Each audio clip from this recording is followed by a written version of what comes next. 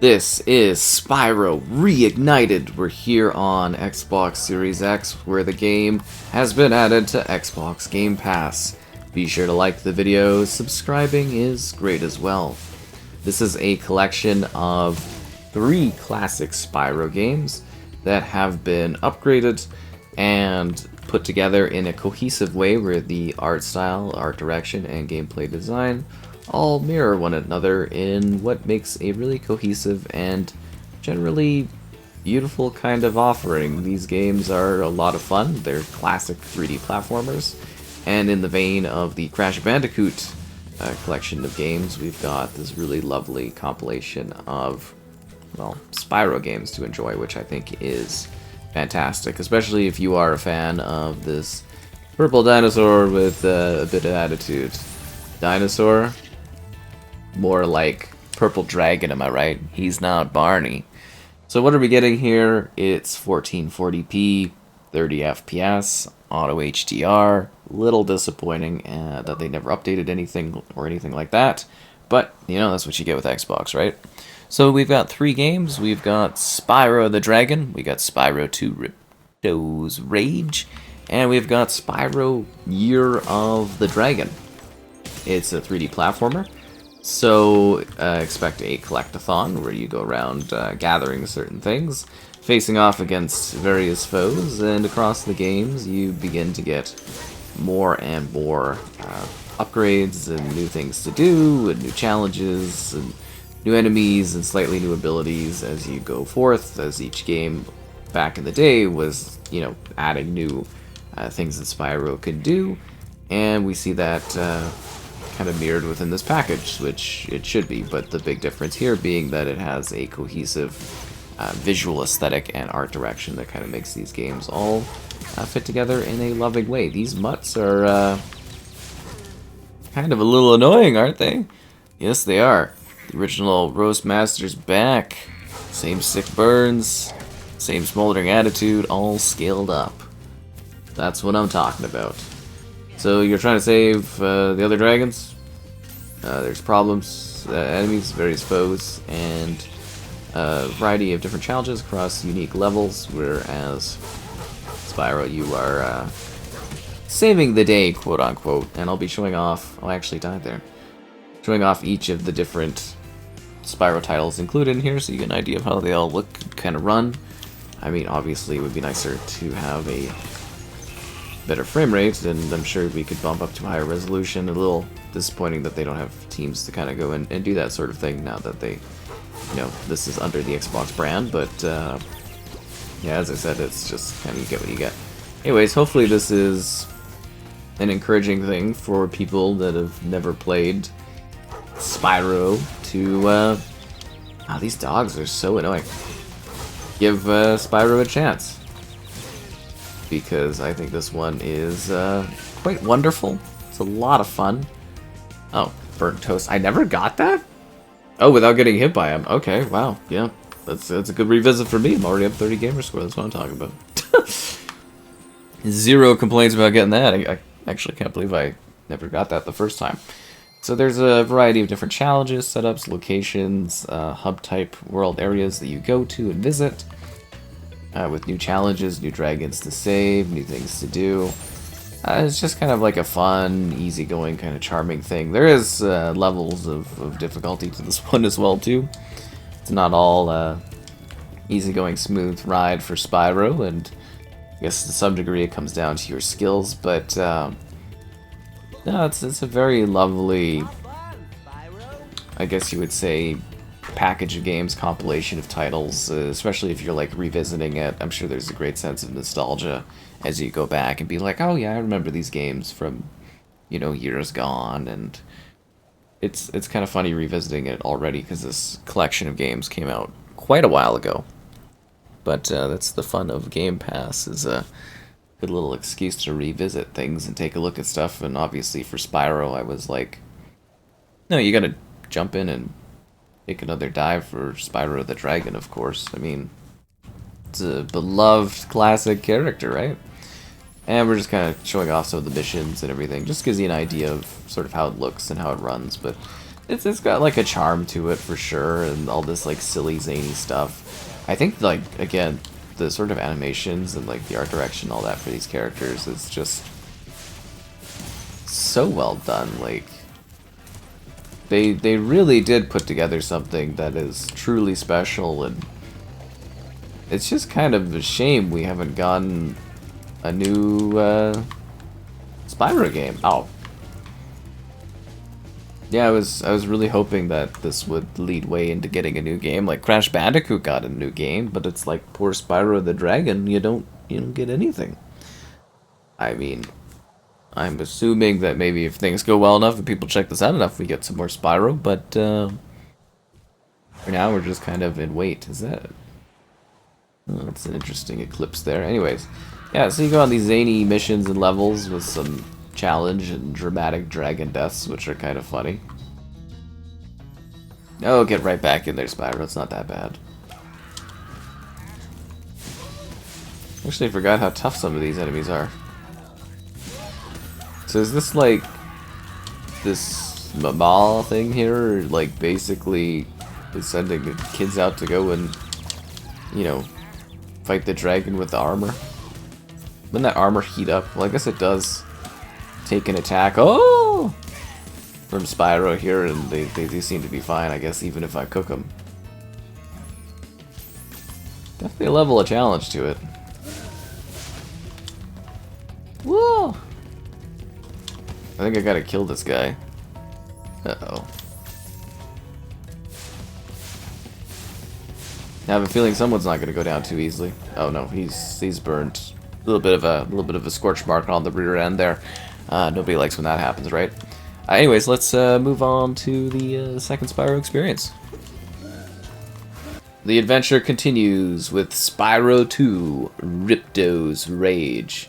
So things got a little bit more intense in this one in terms of improving and increasing the scale of like your environments that you get to go and visit, and then this one had a bit more of a usage of, I guess you would say, the gem system and all that as you build up and get to areas and collect various gemstones and more things to gather and find when you're fighting to help out all of dragon kind. A little bit more cinematic driven too. Oh, that thing looks terrifying. Why would you make that? Maybe you should make something less dangerous. I bet this could look so sharp and so... Oh.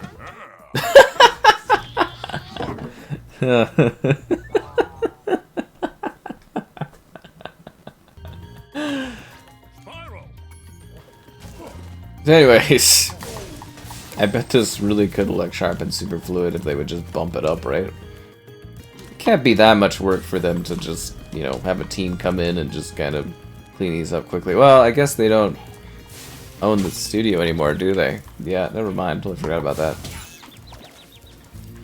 You know, Xbox budget cuts and everything. You're welcome for saving your life. The shields are kind of annoying. It's like, just let me burn you. It's like they're prepared for Spyro to come and they're like, no, no, no.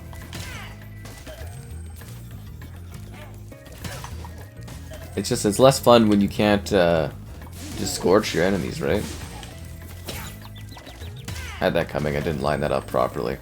So anyways, this is kind of a fun continuation for the series.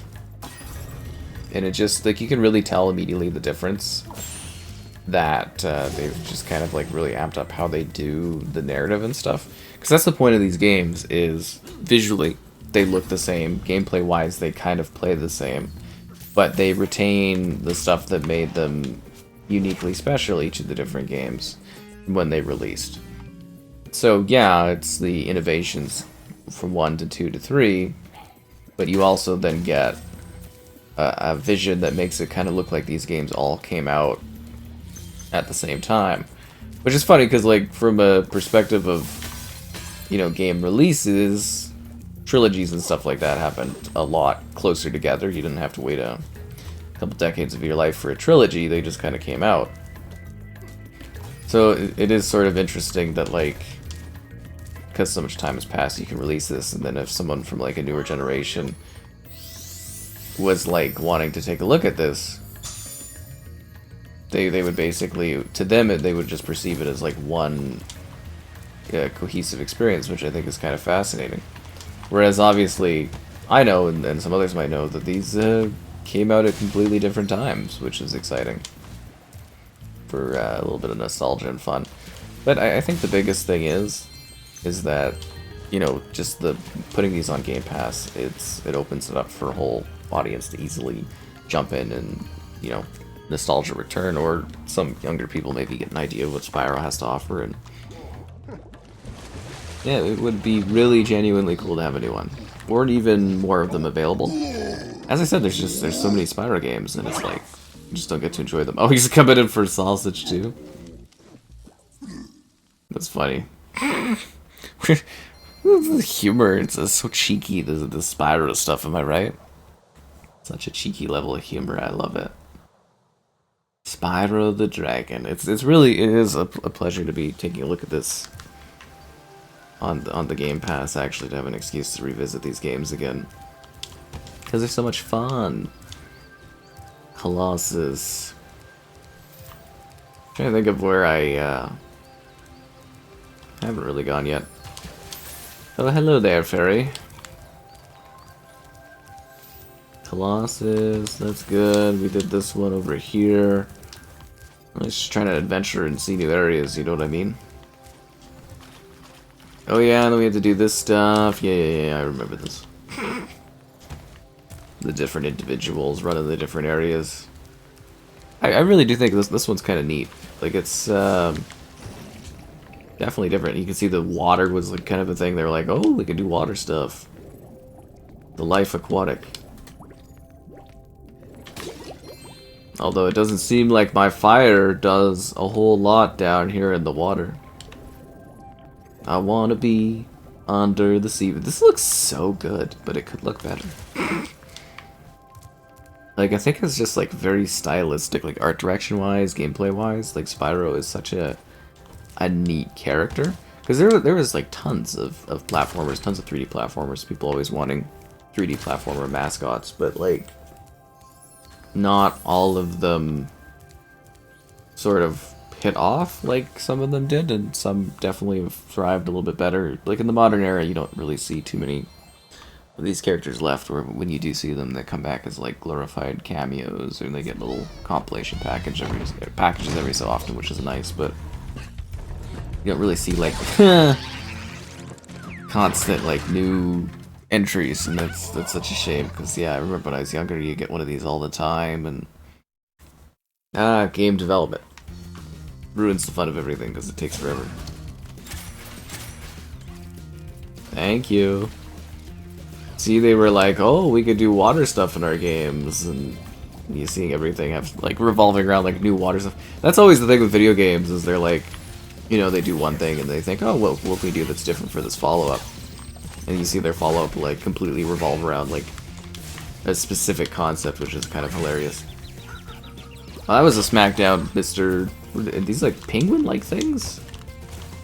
Whatever they are, they're definitely up to no good. Let's roast them a bit. Could you guys please stand on this so that we... Could you go stand on this, please? That would be very helpful, turtle thing. Yeah, that would be great. Thanks. Or is it like a tortoise? Whatever the case is, I think it's about time we switch to Spyro 3. I heard that it's time for the Year of the Dragon. So the third entry went even more wild in terms of scale and scope and everything like that, which is kind of exciting. Like very large kind of hub area connecting everything, which was kind of majestic, and just kind of the improvements of 2, and then taking it further, more things to gather, more things to collect, more things to do, more of that humor and charm that you love, more of these crazy, wacky, large-scale creatures and foes and stuff, and yeah, all the Spyro you could want or ever desire, and that's kind of cool. Like, this package of games is just sort of an ultimate pyro thing. Well, you kind of are a pyromaniac because you're literally a dragon, you burn people. See, like, it's such a neat character because you're a dragon with like attitude, right? Only one chicken? I think it is the only one left. Well, the only one left that we should care about. Spyro the Dragon. He looks so good. He's just gonna run around being Spyro, burning things, poking stuff. Then again, I don't even know how would you tackle like a modern Spyro the Dragon game. I guess that would be up for the developers to figure out, but I guess it might be kind of hard because maybe it's like too simple concepts-wise for like what you do, and they'd expect something a little bit more complex nowadays. But with the innovations we've seen in 3D platformer games, with them coming up with new stuff, especially like Crash 4, I think that one was kind of refreshing because it did some new stuff while, you know, being like legacy as well. So I'm sure someone could come up with some creative, unique ideas to challenge our little feisty, funny dragon again. Should really go and like revisit these games, like the original versions. It's almost like hard because you forget like kind of how they used to look, and you just get used to these newer versions of it. At least for this stuff for me. I bet this one actually was like a nice looking game back in the day. I got an achievement?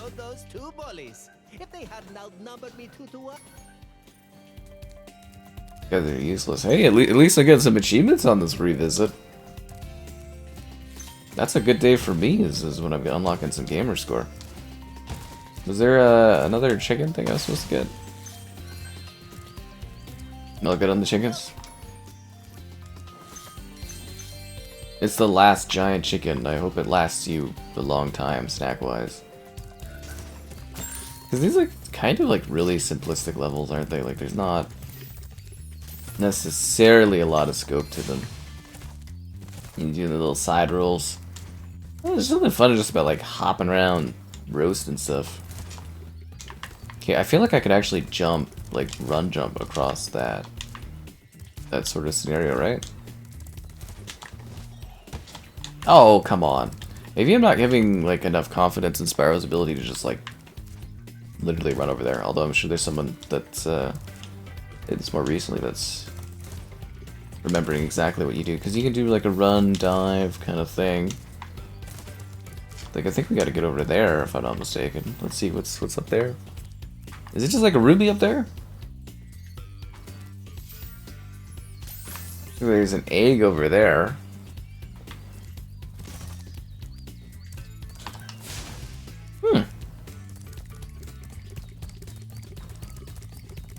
Kind of funny. Little fairies occasionally giving you a little bit of the zip of the magic. But I don't want to return home. There's more to see and more to do. Anyways, you should probably dive in and take a look at the magic of this game and its packages. I think you'll have a lot of fun. Oh, the skateboarding challenge. This was so silly. Okay, let's do it.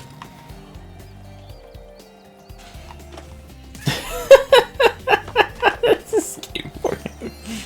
You know those Tony Hawk games? They were all the rage. That's why we had to have this in a Spyro game. It's just radical on a skateboard. Was the idea of this to try to get people to go and play like the Tony Hawk games? I forget about this one. I think I visit like every like video revisit or review I do with Spyro. I always go back and like take a look at this. Oh, he's so radical. Ooh, that looks like it was painful. I need my skateboard. I can't catch them unless I'm shredding. You know how it is. It's a rough life being an extreme boarder as a dragon. This is so ridiculous, but I kind of love that this exists as it is. Anyways, Xbox, don't be too lazy. Get a team together, pay them a little bit, have them like bump up the resolution and the frame rate. That's all we need on this. Still a great game, still a great package of games, and still pretty well loved titles. Oh, look at those! Ow. Okay, well, don't look at those moves because those moves ended with or Spyro getting a little bit of a pain, that's for sure. But yeah, nice to have these all available, and hopefully it motivates people to check these out for the first time or revisit them, and hopefully the numbers are good and we get a, you know, new Spyro the Dragon game someday.